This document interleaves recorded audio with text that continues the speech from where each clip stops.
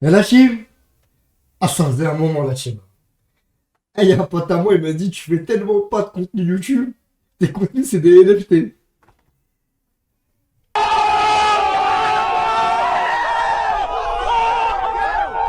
Ah, la team, c'est vrai qu'en ce moment, je suis pas trop actif sur YouTube. C'est vrai que je dis souvent ça à chaque vidéo. Mais les gars, pour tout résumer,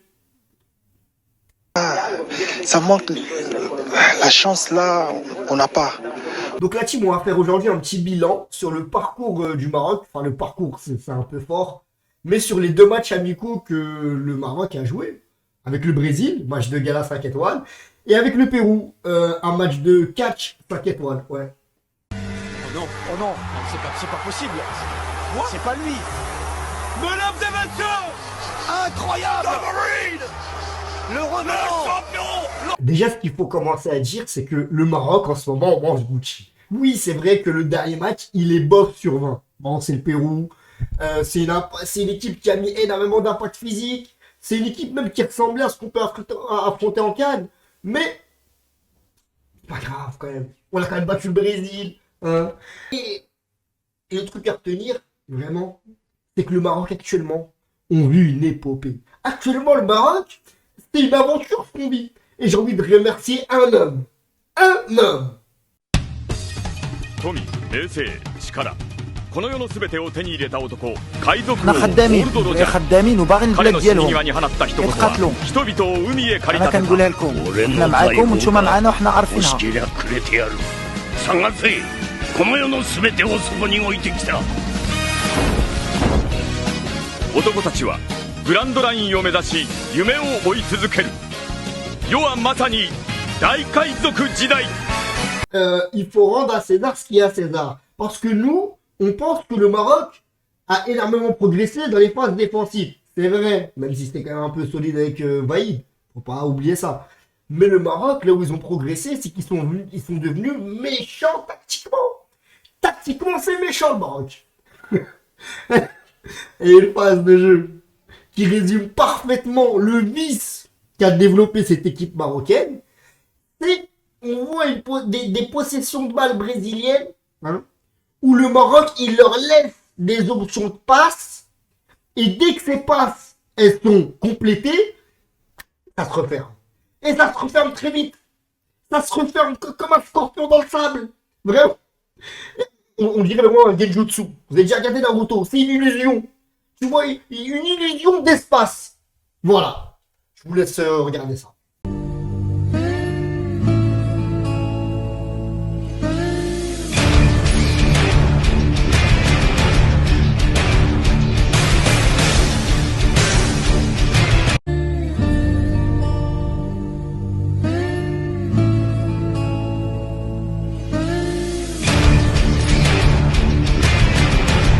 Maroc, ils sont devenus méchants tactiquement. On est devenus méchants dans les célébrations aussi. Avant les célébrations de Haji qui se tenaient la jambe comme dans les soirées 2000. C'est fini ça. Maintenant, on répond à la samba par le Ergueda. Ça fait du bien. C'est jouissif. Hein? Paquetel a dû halluciner. Il a dû se dire, mais ce mec-là, il fait quoi? Il danse ou il a une crise d'épilepsie? Parce qu'ils connaissent. Parce que certes, il y a la théorie du tunnel entre le Maroc et le Brésil, comme quoi c'est un seul et même peuple. Mais ils savent pas ce que c'est El Gheda. Quand ils ont vu Bouffal casser des épaules. Contre le Pérou, contre le Brésil, on a eu des phases de jeu léchées. Des phases de jeu en passe où c'est pas sans rappeler que le Maroc, déjà il se qualifie en demi-finale. C'est pas pour rien, mais la force de cette équipe marocaine, c'est lorsque elle récupère les ballons, les sorties de balles, elles sont millimétrées. C'est du travail d'orfèvre. بوردو كميات رهيبه 10 حكيمي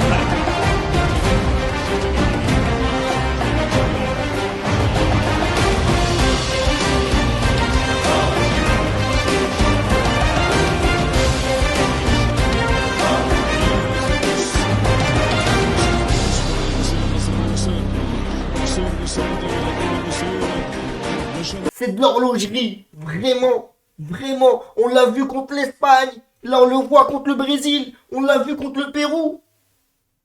Ça, c'était des masterclass. J'ai beaucoup aimé. Bon, maintenant, on va passer au top et flop. Concernant les joueurs. Déjà, les joueurs, il y en a beaucoup qui ont confirmé ce que je pensais d'eux. Et d'autres qui m'ont surpris. Voilà. Moi, déjà, il y a Bilal El Khenous. Bilal El Khenous, c'est qui ce mec-là? Oui, d'accord, il est de Belgique, ok. Mais c'est qui cette pépite? C'est quoi ce poulet? Mais Regragui quand même. Regragui, c'est pas un tocard. Regragui, souvent quand il dit des trucs, c'est intelligible. Regragui, quand il dit que Bilal El Khenous, en niveau crack à son âge, c'est équivalent à Hakimi, il a pas tort. Bilal El Khenous, il a joué, mais sans complexe, à la différence d'un Zarouri, par exemple, ou qui est bon à Burnley, et on attend, il lâche les chevaux. Mais il a été top, Bilal El Khenous. Moi, j'ai beaucoup aimé ce mec-là. La défense, en général, elle a été top. Mention spéciale, quand même. Bon, Assaïs et Aguerd, qui eux confirment, ils sont toujours très bons. Mais mention spéciale, à la doublette, Hakimi Mazraoui. Hakimi, il fait c'est ça, 50 minutes de grande facture contre le Brésil. Il se fait remplacer par Mazraoui, mais Mazraoui, il a été trop fort. Mazraoui, quand il a joué contre le Pérou, je crois dans sa tête, il pensait que c'était encore le Brésil. Mais il a dégainé des gestes techniques. Il va passer en 5 étoiles gestes techniques sur FIFA, lui. Mais c'est incroyable, des gestes d'une pureté, c'était de la cristalline. Vraiment, j'ai beaucoup aimé la doublette Hakimi et Mazraoui. Akatalla qui est toujours très bon, rien à dire. Confirme match après match plutôt que c'est la bonne surprise de cette Coupe du Monde et il continue. Parem de me chamar de Beca, meu nome é Rebeca, Rebeca, Rebeca, Rebeca, Rebeca, Rebeca, Rebeca, Rebeca, Rebeca, Rebeca, Rebeca, Rebeca, Rebeca, Rebeca, Rebeca, Rebeca, Rebeca, Rebeca, Rebeca, Rebeca. On a également Amrabat qui est monstrueux. Amrabat à chaque match contre le Maroc, le Barça lui envoie un SMS. Le Barça, il lui envoie un POC sur Facebook pour les anciens. Les Wiz sur MSN pour les plus anciens. Voilà. Donc, à chaque fois, à chaque match de Amrabat, il y a une rumeur mercato qui va avec. C'est quand même sensationnel. Ziyech, qui est également bon. Bon, il a mis un peu de temps à régler son pied contre le Pérou, mais c'était intéressant. Et en même temps, devant, c'était pas fou. On a NSID, bon, d'accord, je comprends que son travail est important parce que son travail de première récupération est important, son contre-pressing. Mais au bout d'un moment, NSID, il marque pas. À parler déjà de Chedira, parce que Chedira, quand même, c'est également l'une des bonnes surprises parce que Chedira, après sa Coupe du Monde, où il a été énormément critiqué, j'ai envie de dire, il revient en force. Il revient, il signe une passe décisive. Il a toujours essayé de casser les lignes. Parfois, il était servi, parfois pas. C'est intéressant chez Djira. Et ça m'amène au flop. Mais le flop pour moi, de cette équipe marocaine, c'est Hamdallah. L'oiseau rare. Lui, moi, je comprends pas. Moi, je comprends pas. Hamdallah, il sert à quoi? Hamdallah, c'est une arnaque. Il marque des 35 buts par semaine en Arabie Saoudite. Au Maroc, il est invisible, il court pas, il est en fin de vie, on dirait un boulimique sur le terrain, il a un manque de sucre. Bon d'accord, il jeûne, mais ça y est, t'as cassé des buts. Il est en manque de sucre total. Il est invisible. Voilà. Il fait ni le contre-pressing, ni le travail de Nessiri, ni le travail d'attaquant. Il sert à quoi? Non, franchement, Hamdallah, c'est trop. Hamdallah, vraiment, lui... Vous vous rappelez, c'est quand la dernière prise d'initiative, le dernier tir de Hamdallah, c'est contre la Géorgie, avant la Coupe du Monde. La dernière action dangereuse de Hamdallah, c'était contre la Géorgie, avant la Coupe du Monde. L'action où au lieu de frappeur une, il a flex. Je vous la remets pour le kiff, parce que, voilà, ça c'est un joueur de caméra. Bon, au final...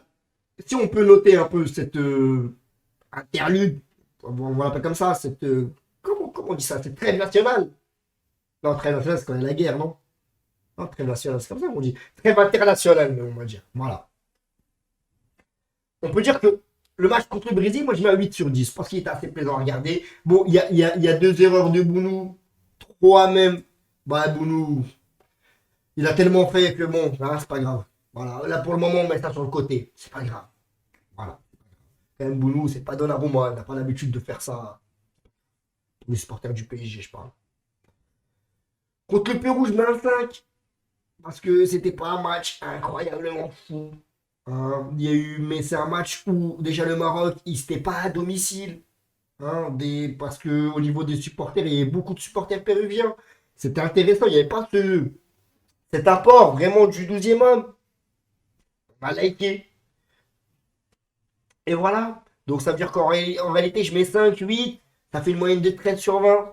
C'était bien. Voilà, c'était une bonne période de trêve internationale. Voilà. Bonne période. Maintenant, avec le Maroc, j'ai envie de dire le meilleur est à venir. Comme ils disent en anglais, the best is yet to come.